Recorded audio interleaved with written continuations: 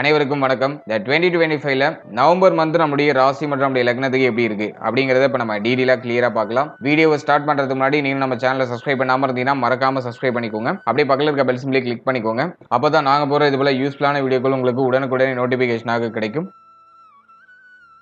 இப்போது 5வது ராசியா வரக்கூடியது சிம்மம். சிம்மத்துக்கு இந்த நவம்பர் மந்த் எப்படி இருக்கு அப்படிங்கறத பாக்குறதுக்கு முன்னாடி இந்த நவம்பர் மந்த்ல பிளானட்டரி பொசிஷன்லாம் எப்படி இருக்கு அப்படிங்கறத ஃபர்ஸ்ட் டீடைலா நம்ம அனலைஸ் பண்ணிடலாம். முதலாவதா நம்முடைய ஜென்மஸ்தானத்துல கேது, அவர் எந்த சேஞ்சஸும் பண்ணல. அடுத்து சுக்கிரன் இந்த மாதத்தோட பிகினிங்ல நீச்சமா நம்முடைய ராசிக்கு 2ஆம் இடத்துல இருப்பாரு. சூரியன் நம்முடைய ராசிநாதன் 3ஆம் இடத்துல ஸ்தான பலம் அடைந்து பிளஸ் நீச்சமா இருக்காரு. அடுத்தது 4ஆம் இடத்துல செவ்வாய் புதன் காம்பினேஷன் மாதத்தோட பிகினிங்ல இருக்கும். 7ஆம் இடத்துல ராகு, 8ஆம் இடத்துல சனி வக்ரம் ஆகுறாரு. 12ஆம் இடத்துல குரு பகவான் அதிசாரமா பயிற்சியாகி உச்ச நிலையில இருக்காரு. சோ இந்த மாதத்தை பொறுத்த வரைக்கும் ரெண்டு பிகஸ்ட் சேஞ்சஸ் இருக்கு. அதாவது வந்து குரு 11ஆம் தேதி வக்ரம் ஆகுறாரு. அதாவது 12ஆம் இடத்துல உச்ச நிலையில இருக்கக்கூடிய குரு பகவான் வக்ர அமைப்புக்கு வராரு. அது நீச்ச பலனை கொடுக்கும் அப்படிங்கிற ஒரு கான்செப்ட் கிரியேட் ஆகுது. அடுத்தது முக்கியமா பாக்குறது 27ஆம் தேதி சனி பகவான் வக்ர நிவர்த்தியாகி அஷ்டம சனி ரீஸ்டார்ட் ஆகுது. அது ஒரு முக்கியமான சேஞ்ச். அடுத்தது கிரக மாற்றங்களை பொறுத்த வரைக்கும் இந்த மாதத்துல கரெக்டா 9ஆம் தேதி புதன் பகவான் வக்ரம் ஆகுறாரு. அதே புதன் பகவான் 29ஆம்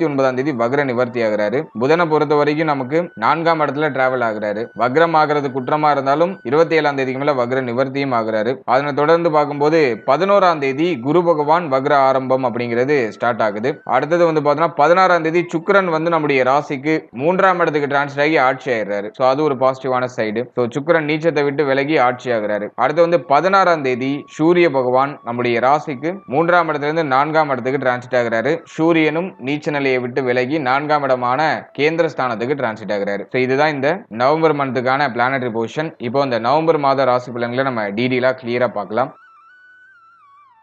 இந்த மாதத்தை பொறுத்த வரைக்கும் அஷ்டம சனி ரீஸ்டார்ட் ஆகுது. அடுத்தது வந்து பார்க்கும்போது குரு வக்ரம் ஆகுறாரு. ஸோ இந்த காம்பினேஷன்லாம் நம்ம வச்சு பார்க்கும்போது ஃபர்ஸ்ட் ஹாஃப் கொஞ்சம் டஃப்பா இருக்கிற மாதிரி இருக்கும். ஃபர்ஸ்ட் ஹாஃப் பொறுத்த வரைக்கும் முதல் 16 நாள் ஒரு மாதிரி கொஞ்சம் டிஃப்ரெண்டா கொஞ்சம் டஃப்பா இருக்கிற மாதிரி இருக்கும். ஓவரா மென்டலி கொஞ்சம் ப்ரெஷரா இருக்கிறது, ஓவரா யோசிக்கிறது, ஒரு தெளிவான முடிவு எடுக்க முடியல, ரொம்ப குழப்பத்தன்மையா இருக்கு, பொருளாதார நெருக்கடி இருக்கு, பண தேவை அதிகமா இருக்கு, எப்படி அதை கெயின் பண்றதுன்னு தெரியல, கடன் சுமை இருக்கு அப்படிங்கிற மாதிரி சிம்மத்துக்கு ஒரு மாதிரி கொஞ்சம் ப்ரெஷரா போகும். ஆனா செகண்ட் ஹாஃப்ல ஆல்மோஸ்ட் உங்களுக்கு எல்லாமே ஃபேவரா மாற ஆரம்பிக்கும். ஒரு தெளிவுக்கு வந்துருவீங்க, ஒரு புரிதலுக்கு வந்துருவீங்க. மைண்ட் கொஞ்சம் ரீஸ்டார்ட் ஆயிடும். இப்போ மைண்ட் வந்து இப்போ உங்களுக்கு சப்போர்ட் பண்ணும். ஏன்னா ஃபர்ஸ்ட் ஹாஃப்ல குழப்பம் அதிகமா இருக்கு. அதனால முதல் 16 நாட்கள்ல எந்த முக்கிய முடிவும் எந்த ஒரு முக்கிய மாற்றமும் பண்ணாம இருக்கிறது நல்லது. ஆனா செகண்ட் ஹாஃப்ல இது எல்லாம் கியூர் ஆயிடும். தெளிவுக்கு வந்துருவீங்க. ஒரு புதுசா கான்ஃபிடென்ட் உங்களுக்கு பில்ட் ஆகும். தைரிய அபிவிருத்தி உங்களுக்கு கிடைச்சிடும். சோ அதெல்லாம் உங்களுக்கு நான் பாசிட்டிவா பாக்குறேன். இப்போ வந்து பார்க்கும்போது 2ஆம் இடத்துல சுக்கிரன் ஃபர்ஸ்ட் ஹாஃப்ல கொஞ்சம் நீச்சமா இருக்காரு. கரெக்டா 16ஆம் தேதி தான் சுக்கிரன் வந்து நமக்கு ஆட்சியாக அமைப்பு வருது. அதுல இந்த மாதத்தை பொறுத்த வரைக்கும் முதல் 16 நாள் தொழில், உத்தியோகம், பொருளாதாரம், குடும்பம் சம்பந்தப்பட்ட விஷயம், உங்களுடைய பேச்சுவார்த்தை சம்பந்தப்பட்ட விஷயம், இதுல எல்லாம் நீங்க கொஞ்சம் கவனமா இருக்கணும். புதன் 4ஆம் இடத்துல இருந்தாலும் வக்ரம் ஆயிடுறாரு. அதுவும் குற்றம் தான். 2ஆம் அதிபதி வக்ர அமைப்புக்கு வந்துடுறாரு 9ஆம் தேதியே. அதனால இதுல எல்லாம் நீங்க கொஞ்சம் கேர்ஃபுல்லா இருக்கணும். தாயார் சம்பந்தப்பட்ட விஷயங்கள்ல கவனமா இருக்கணும். தாயாருடைய உடல் ஆரோக்கியம், மன ஆரோக்கியம், தந்தையாருடைய உடல் ஆரோக்கியம், மன ஆரோக்கியம், சோ இதுல எல்லாம் நீங்க கொஞ்சம் எக்ஸ்ட்ரா கேரிங் எடுத்துக்கிறது நல்லது. அதே சமயத்துல தாய் தந்தையாருடைய அரவணைப்பு, தாய் தந்தையாருடைய சப்போர்ட் உங்களுக்கு பரிபூர்ணமா கிடைக்கும். ஏன்னா செவ்வாய் ஆட்சியா இருக்காரு.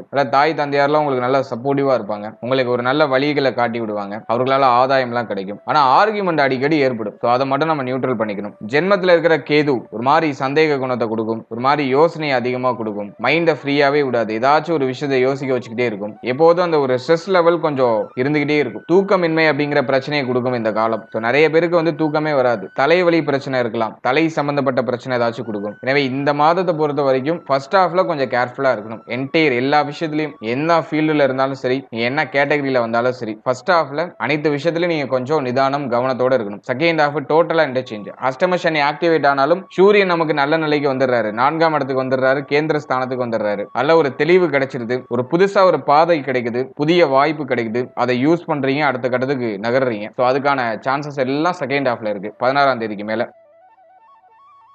அடுத்த இந்த நவம்பர் மந்தை பொறுத்த வரைக்கும் பொருளாதார தேவை அப்படிங்கிறது கொஞ்சம் அதிகமா இருக்கும். பணம் அப்படிங்கிறது வந்து வரதும் தெரியாது, போறதும் தெரியாது. அந்த மாதிரி விரயம் அப்படிங்கிறத கண்ட்ரோல் பண்ணவே முடியாது. தாறுமாறா செலவு இருக்கும். 12ஆம் இடத்துல குரு உச்சமாகி வக்ரமாகி நீச்ச அமைப்புகள்ல அந்த நீச்ச பலன் தரக்கூடிய அமைப்புல இருக்காரு. அதனால வந்து செலவுக்கு பஞ்சமே இருக்காது. எப்படிதான் செலவாகுதுன்னே தெரியாது. தாறுமாறா செலவாகும். அதனால பொருளாதாரம் சார்ந்த விஷயங்கள கொஞ்சம் எக்ஸ்ட்ரா கேரிங்கோட இருக்கணும். யாருக்கும் கடன் உதவி பண்ணி மாட்டிக்காதீங்க. அதே மாதிரி கடன் வாங்கியும் மாட்டிக்காதீங்க. சோ இதுல எல்லாம் நீங்க கொஞ்சம் கவனமா இருக்கணும். இந்த டைமிங்ல பொருளாதார நெருக்கடியை கொடுத்து பணம் சார்ந்த யோசனைகளை அதிகமா கொடுத்துரும். ஆல்ரெடி நிறைய பேர் கடன் சுமையில இருக்கலாம். அந்த கடனை எப்படி நம்ம கட்டி முடிக்க போறோம் அப்படிங்கிற மாதிரியான ஒரு சேலஞ்சிங் டாஸ்க் நம்ம மைண்டுக்குள்ள புகுத்திக்கிட்டே இருக்கும். இந்த மாதத்தை பொறுத்த வரைக்கும் பொருளாதாரம் சார்ந்த விஷயங்கள கொஞ்சம் அவேர்னஸா இருக்கணும். ஒரு சிலருக்கு பண இழப்பு, யார்ட்டாச்சும் பணத்தை கொடுத்து ஏமாறுறது அல்லது ஏதாச்சும் அமௌண்ட் கையில இருக்கிற அமௌண்ட் திருட்டு போறது, சோ அதுக்கான வாய்ப்புகள் உண்டு. அதனால அதுல எல்லாம் நீங்க கொஞ்சம் அவேர்னஸா இருக்கணும், கேர்லெஸ்ஸா இருக்கக்கூடாது. அடுத்தது இந்த மாதத்தை பொறுத்த வரைக்கும் ஒரு சிலருக்கு நிலபுலம் வாங்குறதுக்கான வாய்ப்புகள் கிடைக்கும். வண்டி வாகனத்தை மாற்றம் செய்யறது அல்லது வண்டி வாகனத்துல ஏதாச்சும் பழுது நீக்கல் செய்து அதை உங்களுக்கு கம்ஃபர்டபுளா சேஞ்ச் பண்றது, சோ அதுக்கான வாய்ப்புகள்லாம் அமையும். அதெல்லாம் செகண்ட் ஹாஃப்ல. ஃபர்ஸ்ட் ஹாஃப்ல அவ்வளவா ஃபேவர் இல்ல, செகண்ட் ஹாஃப்ல இந்த சேஞ்சஸ்லாம் நடக்கும். அடுத்தது இந்த மாதத்தை பொறுத்த வரைக்கும் உடல் ஆரோக்கியம் நமக்கு ஆல்மோஸ்ட் ஃபேவர் பண்ணும். உடல் ஆரோக்கியம் நமக்கு இந்த மாதத்தை பொறுத்த வரைக்கும் ஆல்மோஸ்ட் உங்களுக்கு வந்து சப்போர்ட் பண்ணும். உங்களுடைய முயற்சிகள், நீங்க யோசிக்கிற விஷயத்தை செயல்படுத்துறதுக்கான அந்த வலிமை, அது எல்லாத்தையும் இந்த மாதம் வந்து உங்களுக்கு உடல் ஆரோக்கிய ரீதியான சப்போர்ட்டை கொடுத்துரும். ஹெல்த் ரீதியா மேஜரான ட்ரபிள் இந்த மந்த்ல இருக்காது. மைண்டு, நம்முடைய மனசு, இது மட்டும் கொஞ்சம் ஏதோ ஒரு மாதிரி கொஞ்சம் ஸ்பீடா இருக்கிற மாதிரி இருக்கும். ஆனா அது ஹெல்த்ல ஏதாச்சும் ட்ரபிளை கொடுக்குதுனாக்கா அது இல்ல. ஏன்னா 4ஆம் அதிபதி ஆட்சியா இருக்கிறதுனால உடல் ஆரோக்கியம் சார்ந்த வகையில பெரிய அளவுல எந்த ஒரு குழப்பமோ தடுமாற்றமோ இருக்காது. ஹெல்த் உங்களுக்கு ஆல்மோஸ்ட் சப்போர்ட்டா இருக்கும். அதுவும் 16ஆம் தேதிக்கு மேல இன்னும் உங்களுக்கு நல்லா சப்போர்ட் பண்ணும். அஷ்டம சனி ஆக்டிவேட் ஆனாலும் 27ஆம் தேதிக்கு மேல தான் அது ஆக்டிவேஷன் ஆகுது. அதை நினைச்சு இந்த மந்த்ல நம்ம கவலைப்பட வேண்டாம். இந்த மந்த்தை பொறுத்த வரைக்கும் உங்களுடைய ஹெல்த் உங்களுக்கு நல்லா சப்போர்ட் பண்ணுது. நீங்க யோசிக்கிறத செயல்படுத்துறதுக்கு வாய்ப்பு கிடைக்குது. புதிய பாதைகள் கிடைக்குது. 16ஆம் தேதிக்கு மேல இந்த விஷயங்கள்லாம் நீங்க ஒன் பை ஒன்னா நீங்க ஃபீல் பண்ணலாம். ஃபர்ஸ்ட் ஹாஃப் காட்டில் செகண்ட் ஹாஃப் நல்லா பிரைட்டா இருக்கு. ஏன்னா வந்து 2 கிரகம் நீச்ச நிலையை விட்டு வெளியேறுது. அதுல சுக்கிரன் வந்து ஆட்சி ஆகிறாரு. சுக்கிரன் முயற்சி ஸ்தானாதிபதி, முயற்சி ஸ்தானத்திலே ஆட்சி. இளைய சகோதரத்துவத்தோட ஏதாச்சும் பிரச்சனை இருந்துச்சுன்னா அது சரியாகும். இளைய சகோதரத்துவத்தால ஆதாயம் கிடைக்கும். ஒரு புதிய பாதை, உங்களுடைய புதிய முயற்சி, இதெல்லாம் இப்போ ஸ்டார்ட் அப் ஆகும். சோ அதுக்கு இந்த மாதம் வந்து பாசிட்டிவா இருக்கு. தொழில் உத்தியோகம் சார்ந்த வகையில இருந்த தொய்வு நிலை பிரச்சனைகள் அதெல்லாம் இந்த மாதத்துல கரெக்டா 16ஆம் தேதிக்கு மேல சரியாக ஆரம்பிக்கும். ஒரு சிலருக்கு உத்தியோகத்துல சேஞ்சஸ் கிடைக்கும். தொழில மாற்றம் செய்யறதுக்கு ட்ரை பண்ணுவாங்க. அட்லீஸ்ட் அந்த ஐடியா வச்சு அந்த மைண்ட் செட் யாச்சும் கொடுத்துரும். எனவே 16ஆம் தேதிக்கு மேல தொழில் உத்தியோகம் இதெல்லாம் ஓரளவுக்கு பாசிட்டிவா வருது. நெகட்டிவா எதுவும் இல்ல. ஃபர்ஸ்ட் ஹாஃப்ல கொஞ்சம் கவனமா இருக்கணும். செகண்ட் ஹாஃப் உங்களுக்கு பாசிட்டிவா வருது.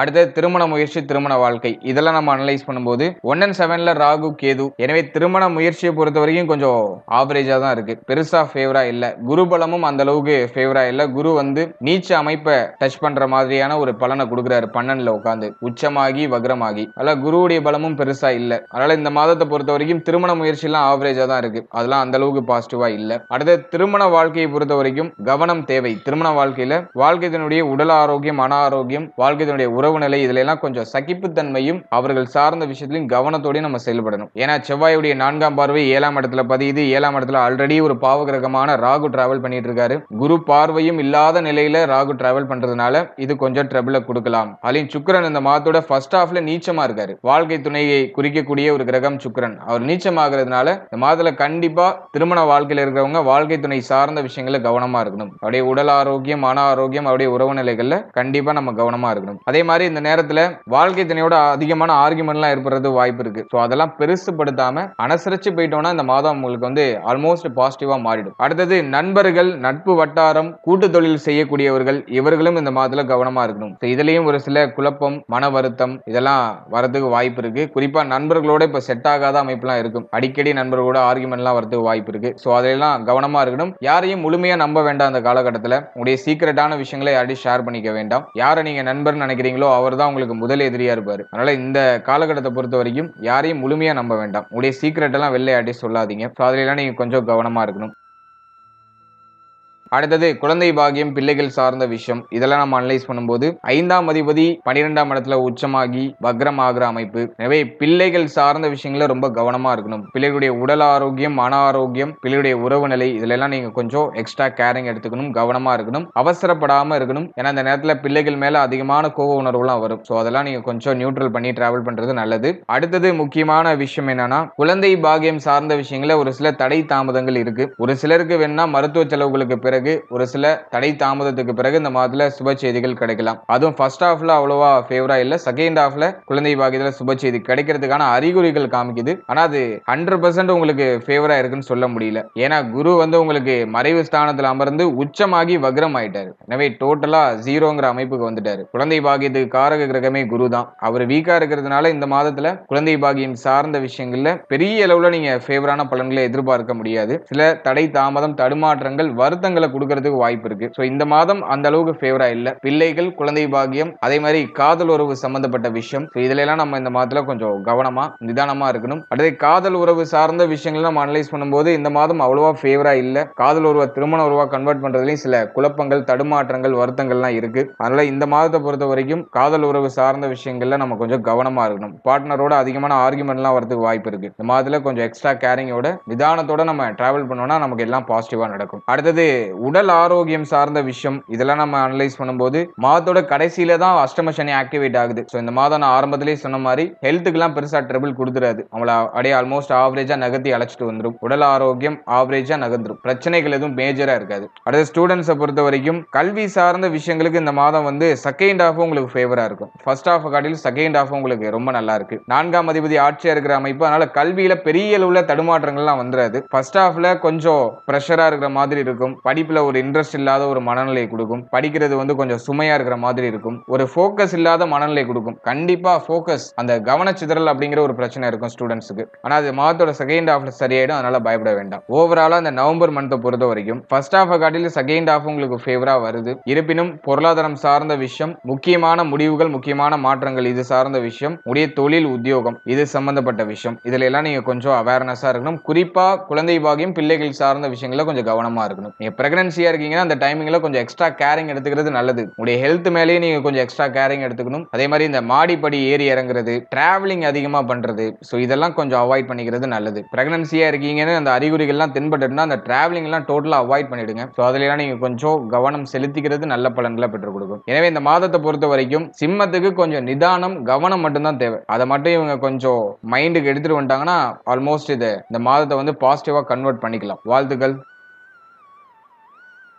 இப்போ நீங்க இது வரைக்கும் பார்த்த அந்த பொது பலன்கள் அப்படிங்கிறது ஒரு கோச்சார பலன்கள் தான். இது உங்களுடைய ஜனனகால ஜாதகத்துல நடக்கக்கூடிய தசா புக்தி அந்தரம் பிளஸ் உங்களுடைய ஜனனகால ஜாதகத்துல இருக்கக்கூடிய அந்த பிளானட்டரி பொசிஷன் இதை பொறுத்து ஒரு சில ஏற்றத்தாழ்வுகளை சந்திக்கும். எனவே 100% பிரிடிக்ஷன் எடுக்கிறதுக்கு உங்களுடைய ஜனனகால ஜாதகத்தை ஆய்வு பண்றது நல்லது. உங்களுக்கு இப்போ என்ன தசா புக்தி நடந்துட்டு இருக்கு, அது யோக தசையா அவயோக தசையா? யோக தசையா இருந்துச்சுன்னா அந்த 7.5 சனி பிளஸ் வந்து இந்த நெகட்டிவான இன்ஃபுளுன்ஸ் பண்ணக்கூடிய இந்த கோச்சார கிரகங்களுடைய பாதிப்பு உங்களுக்கு பெரிய அளவுல இருக்காது. அதுவே அவயோக தசையா இருந்துச்சுன்னா அந்த கோச்சாரத்துல சொல்லப்பட்டிருக்க அந்த நெகட்டிவான இன்ஃப்ளூயன்ஸ் உங்களுக்கு அதிகமா இருக்கும். இதுதான் பாயிண்ட். அல்ல உங்களுக்கு நடக்கிறது யோக தசையா அவயோக தசையா, இந்த கோச்சாரம் உங்களுக்கு எவ்வளவு பர்சன்டேஜ் வந்து உங்களுக்கு இம்பாக்ட் பண்ணும் அப்படிங்கறத உடைய தசாபுக்தி அந்தரம் பிளஸ் உங்களுடைய ஜாதகத்துல சனி எந்த இடத்துல போஷன் ஆயிருக்காரு பிளஸ் வந்து மற்ற கிரகங்கள்ல எந்தெந்த இடங்கள்ல போஷன் ஆயிருக்கு அதை பொறுத்து ஒரு சில ஏற்றத்தாழ்வுகளை சந்திக்கும். எனவே உங்க ஜனனகால ஜாதகத்தை கொஞ்சம் அண்டர்ஸ்டாண்ட் பண்ணிட்டு இந்த கோச்சாரத்தை நீங்க எடுத்து சூப்பர் கம்போஸ் பண்ணும்போது உங்களுக்கு ஒரு தெளிவு இன்னும் கொஞ்சம் அதிகமான புரிதல் அப்படிங்கிறது கிடைக்கும். எனவே உங்களுடைய ஜனனகால ஜாதகத்தை உங்களுடைய குடும்ப ஜோதிடத்தை கொடுத்து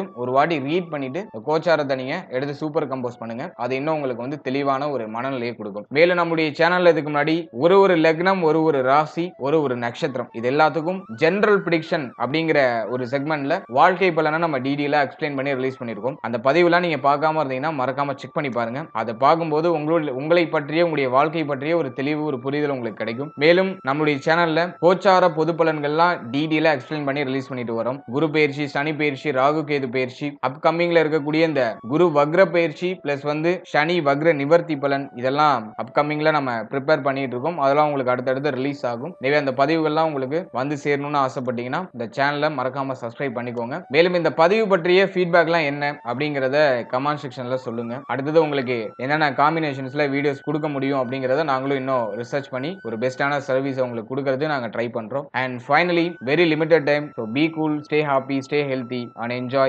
வாழ்த்துக்கள். நன்றி.